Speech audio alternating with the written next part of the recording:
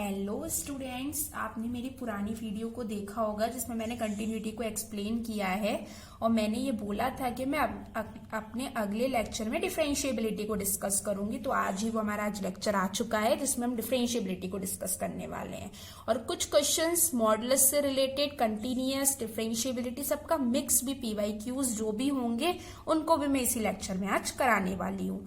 तो सबसे पहले तो हम ये जानेंगे कि जिस तरह कंटिन्यूटी पे हम फंक्शन को प्रूफ करते हैं कि उस पॉइंट पे वो फंक्शन कंटिन्यूअस है, बिल्कुल उसी तरह ही हम डिफरेंशिएबिलिटी को भी प्रूफ करते हैं, बस थोड़ा सा मतलब और तरीका अलग है।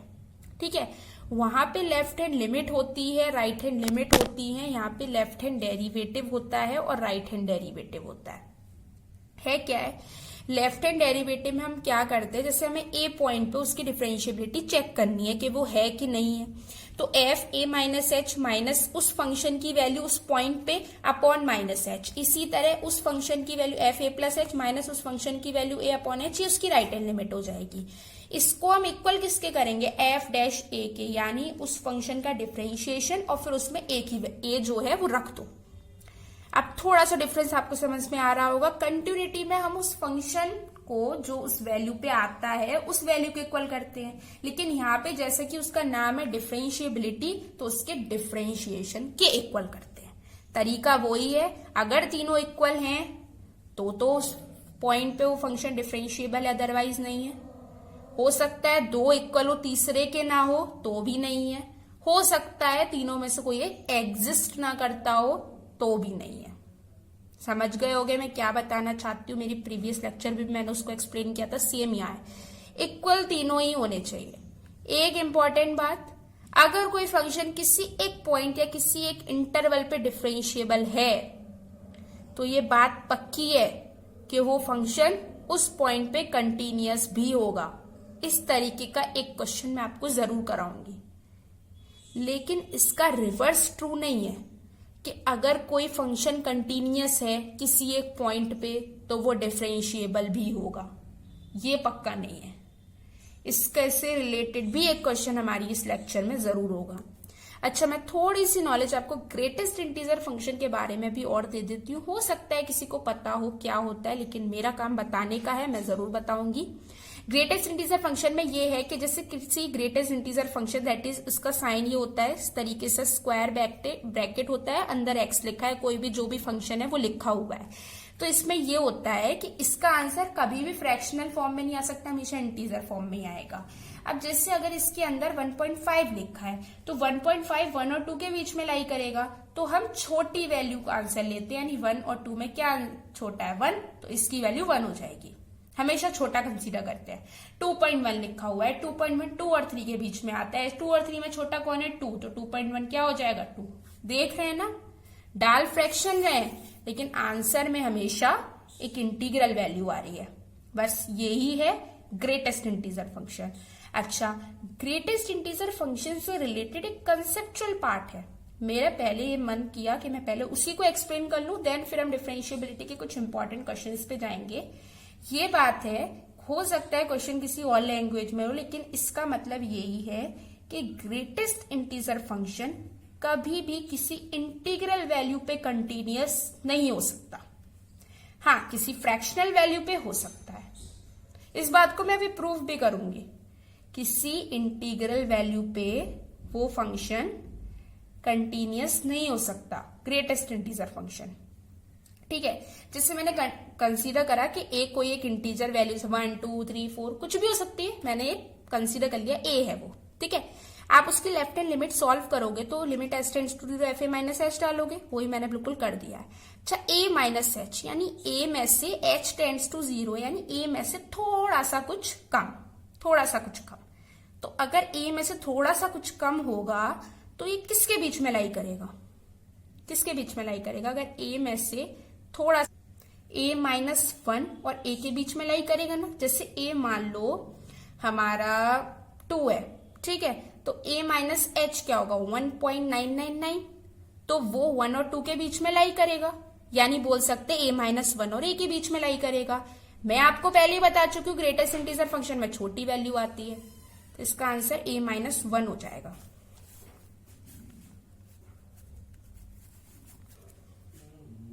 ठीक है।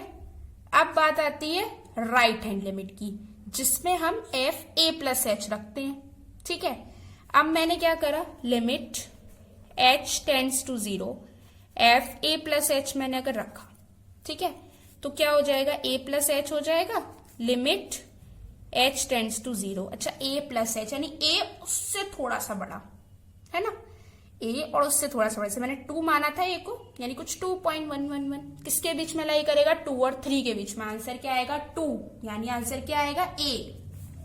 लाई करेगा ए और ए प्लस 1 के बीच में, लेकिन आंसर क्या आएगा, ए। देख सकते हो ए और ए माइनस 1 इक्वल नहीं है।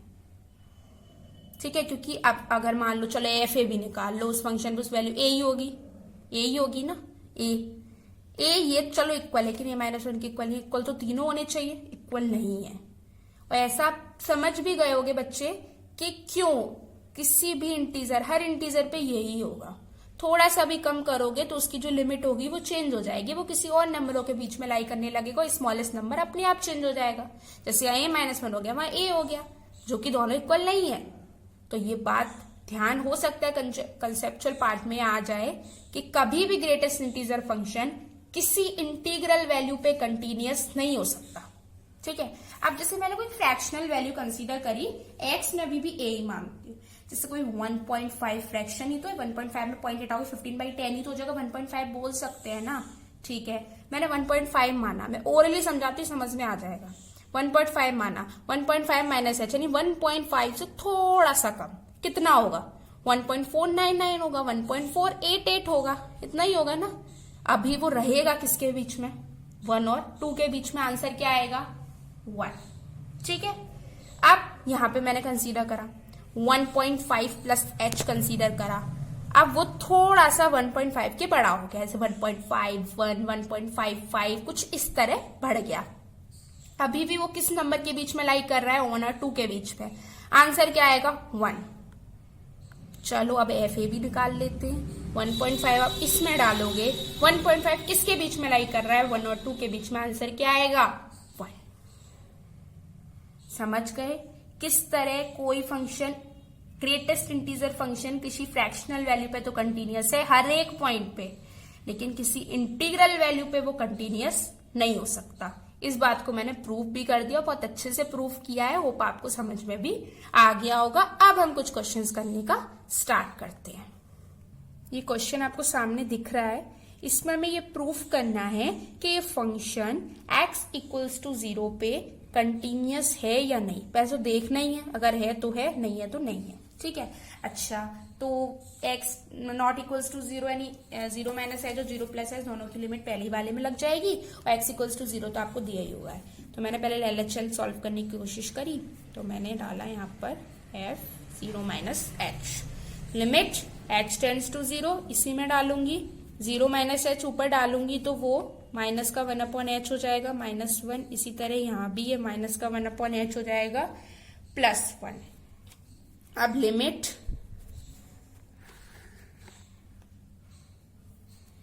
h tends to 0,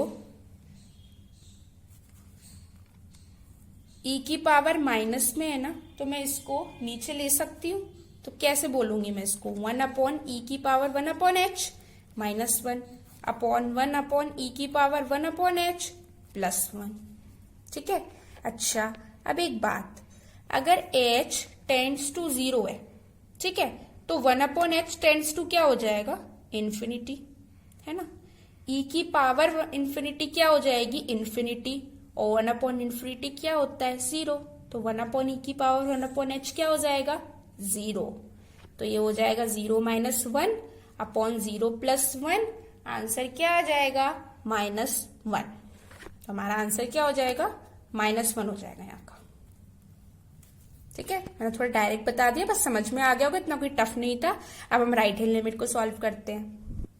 limit h tends to 0, वही बिल्कुल सेम ही आएगा, बस e 1/h आ जाएगा, -1 आ जाएगा, अपॉन e 1/h +1 आ जाएगा। अब इसमें हम क्या करेंगे, इसमें थोड़ा सा हमें सोचना पड़ेगा, हम इसमें डायरेक्ट नहीं लिख सकते क्योंकि फिर इन्फिनिटी आ जाएगा, क्योंकि नॉट डिफाइंड। हम क्या करेंगे, ऊपर नीचे e की पावर 1/h का डिवाइड लगा देंगे। तो हमने क्या करा, लिमिट h टेंड्स टू 0 ऊपर नीचे e की पावर 1 अपॉन h का डिवाइड लगा है 1 अपॉन e की power 1 upon h upon 1 plus 1 upon e की पावर 1 अपॉन h। पहली जैसा बन गया, ये भी 0 हो जाएगा, ये भी 0 हो जाएगा। आंसर क्या आ जाएगा? 1 आ जाएगा। ये भी 0 हो जाएगा, ये भी 0 हो जाएगा। आंसर क्या आ जाएगा? 1। पहले का आंसर क्या था? -1। अब क्या है? 1। इसका मतलब ये फंक्शन इक्वल्स टू 0 पे कंटिन्यूअस नहीं है।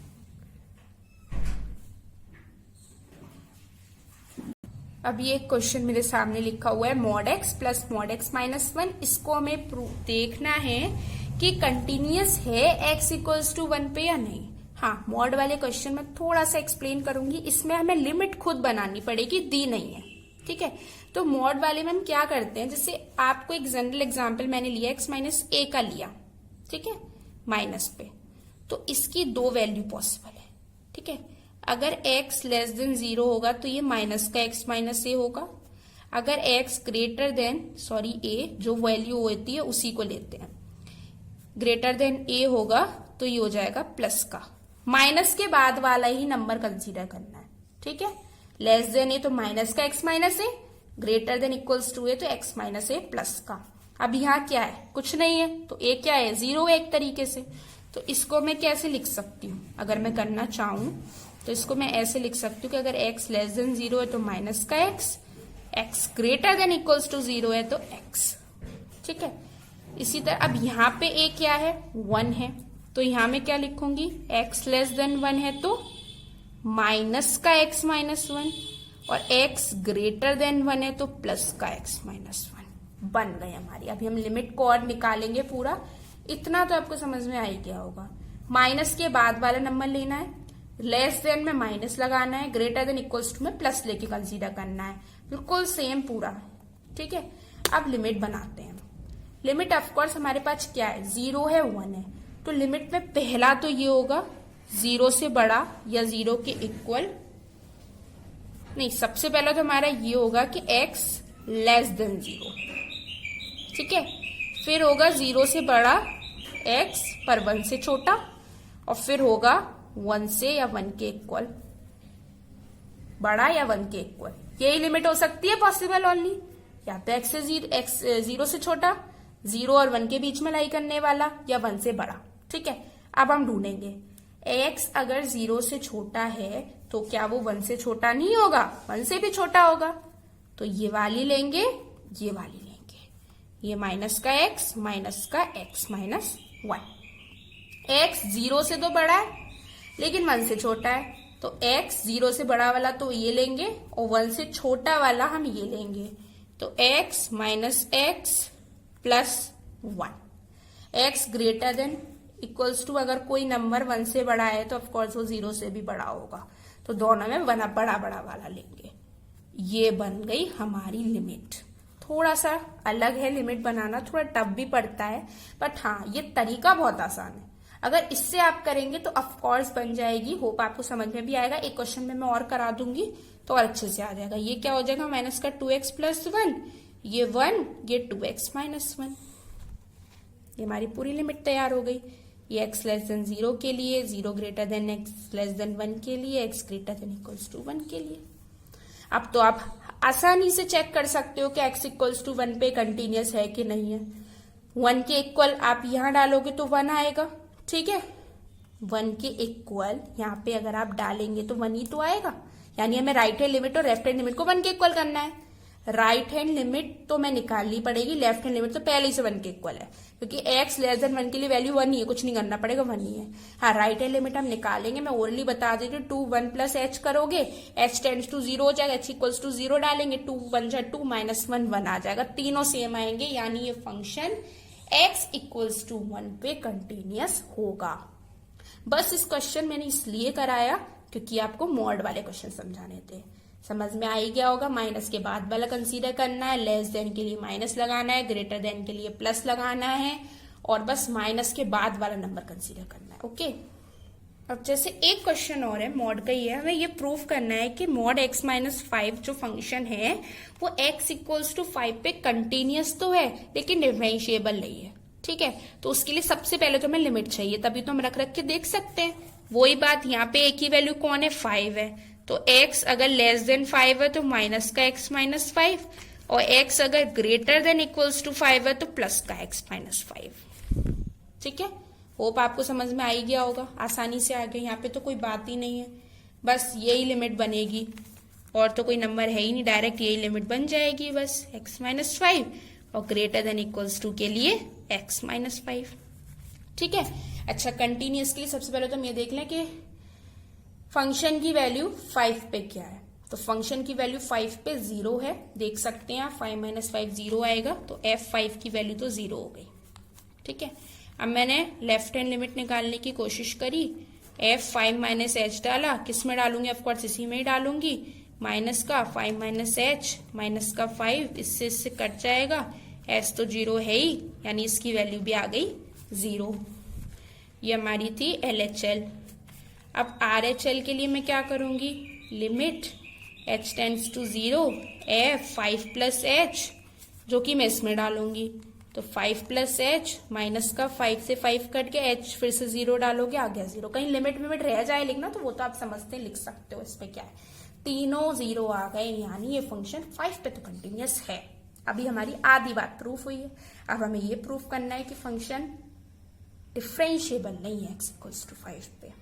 ठीक है, तो अगर मैं लेफ्ट हैंड डेरिवेटिव यहाँ पे प्रूफ करना चाहूँ तो मैं कैसे करूंगी, सबसे पहले तो मैं f डैश a निकाल लेती हूँ, है ना। तो सबसे पहले f डैश x क्या है, 5 पे x माइनस 1 है, greater than equals to x minus 5 है ना, सॉरी x माइनस 5 है ना, इसका डिफरेंशिएशन क्या होगा, 1 होगा, यानी 1 ही आएगा। अब तो उसमें कुछ डाल ही नहीं सकते, 1 ही आएगा, चाहे 5 हो चाहे कुछ भी हो, x पे डिपेंड ही नहीं कर रहा। अब लेफ्ट हैंड डेरिवेटिव मैंने कंसीडर करा, तो मैं क्या करूंगी, limit h tends to 0 f5 minus h minus f5 upon minus का h। ठीक है, 5 माइनस एच के लिए मैं इधर जाऊंगी, इसमें डालूंगी मैं, और फिर f5 तो 0 ही है, तो मैं 0 तो लिख नहीं रही, डायरेक्ट लिख दे रही हूँ, 5 माइनस एच मैंने यहाँ पे डाला, माइनस का 5 माइनस एच माइनस का 5 अपॉन माइनस एच, 0 तो लिख नहीं रही, ये यहाँ पे सॉल्व होके आ गया माइनस का 1। मुझे राइट हैंड डेरिवेटिव निकालने की जरूरत ही नहीं है, f डैश 5 के इक्वल नहीं आ रहा है लेफ्ट हैंड डेरिवेटिव, यानी ये फंक्शन x इक्वल्स टू 5 पे डिफरेंशिएबल नहीं है।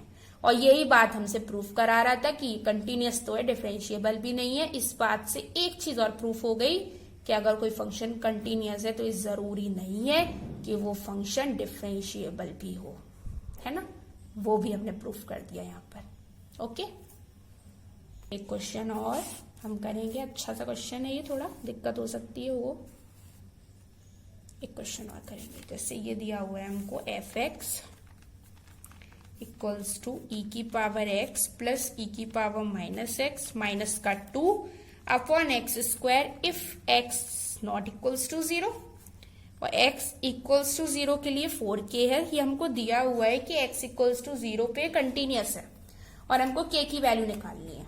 ओके, कैसे करेंगे, सब जाहिर सी बात है, जब वो कंटिन्यूअस है तो हम 4k के इक्वल कर देंगे किसी भी एक लिमिट को, जो भी आप सॉल्व करना हो, चाहे 0 माइनस एच कर लो चाहे 0 प्लस एच कर दो, है ना। लेकिन उससे पहले मैं पहले इसको सॉल्व करना चाहूंगी, या चलो बाद में करेंगे, कोई बात नहीं, बाद में करते हैं।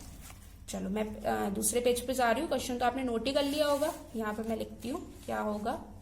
जैसे मैंने लिखा a limit h tends to 0, तो f 0 प्लस एच डालूंगी मैं, तो ऑफकोर्स 0 प्लस एच ही डालूंगी ना। अब क्या लिखूंगी मैं यहाँ पे, e की पावर h प्लस e की पावर माइनस एच माइनस का 2 अपॉन एच स्क्वायर। ये ऐसे तो होने से रहा, करेंगे क्या, ऊपर नीचे e की पावर h का मल्टीप्लाई करेंगे।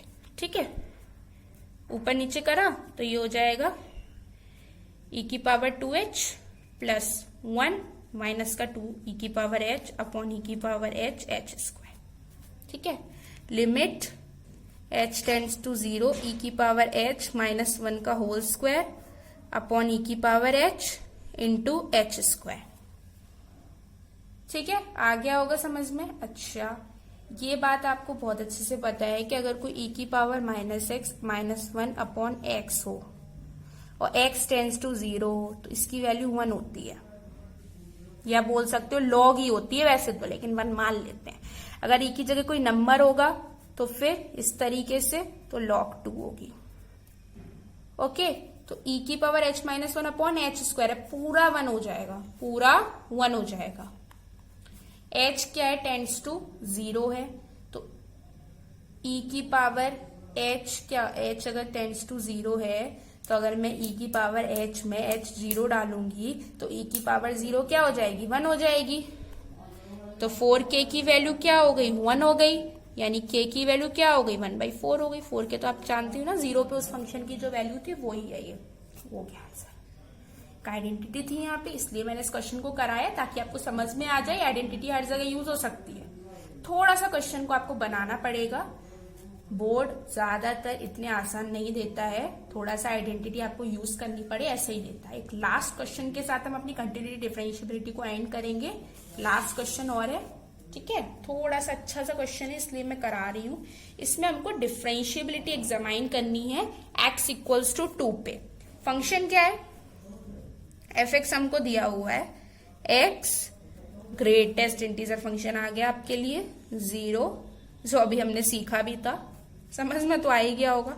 अजीब से ही फंक्शन है ना ये, if 2 greater than x less than 3 at x equals to 2 पे हमें चेक करना है कि डिफरेंशिएबल है या नहीं, ठीक है। x इक्वल्स टू 2 यानी 2, पहले तो हम देख लें कि f'2 क्या है, ठीक है। ये क्या हो जाएगा, x स्क्वायर माइनस x हो जाएगा, इसका डिफरेंशिएशन क्या होगा, 2x माइनस 1 होगा, ठीक है। x इक्वल्स टू 2 पे इसकी वैल्यू क्या आ जाएगी, 3 आ जाएगी, ठीक है। अब हम इसका लेफ्ट हैंड डेरिवेटिव कंसीडर करते हैं। Limit h tends to 0 f 2 minus h minus f2 upon minus का h, ठीक है। लेस देन 2 के लिए मैं यहाँ पे पुट करूंगी, मैंने यहीं पे पुट कर दिया। अच्छा, 2 माइनस h अगर मैं यहाँ डालती हूँ तो क्या आएगा, 2 माइनस h यानी 2 से थोड़ा छोटा, जो कि 1 और 2 के बीच में लाई कर तो आंसर बनाएगा, लिख नहीं रही मैं। 2 पे इस फंक्शन की वैल्यू 2 माइनस 1 इंटू 2 यानी 1 इंटू 2 यानी ऑफकोर्स 2 होगी, नीचे माइनस का h आएगा, 2 से 2 कट गया, माइनस h से माइनस h, आंसर आएगा 1, जो कि 3 के इक्वल नहीं है, यानी ये फंक्शन x इक्वल्स टू 2 पे डिफरेंशिएबल नहीं है। बस सिंपल एक ही लिमिट से प्रूफ हो जाता है, एक तरफ f' निकाल लो, एक तरफ लिमिट निकाल लो, दोनों सेम नहीं है। आप दोनों लिमिट भी निकाल लोगे तो भी कोई दिक्कत नहीं है, दोनों और अच्छे से दिखा दो, लेकिन इधर से ही दिख रहा है कि वो नहीं है डिफरेंशिएबल, ऑफ कोर्स है ही नहीं, ठीक है। तो इसी के साथ हमारा पूरा डिफरेंशिएबिलिटी कंटिन्यूटी कंप्लीट होता है। आपको अच्छे से जितने क्वेश्चन हो सकते हैं मैंने सब एक्सप्लेन करे हैं, मॉड के, सिंपल, ग्रेटेस्ट इंटीजर फंक्शन के, सबके। अब सारे क्वेश्चन करने में आपको कोई दिक्कत नहीं आनी चाहिए। लॉग की प्रॉपर्टी, सबकी प्रॉपर्टी मैं ऑलरेडी बता चुकी हूँ। आगे से लेक्चर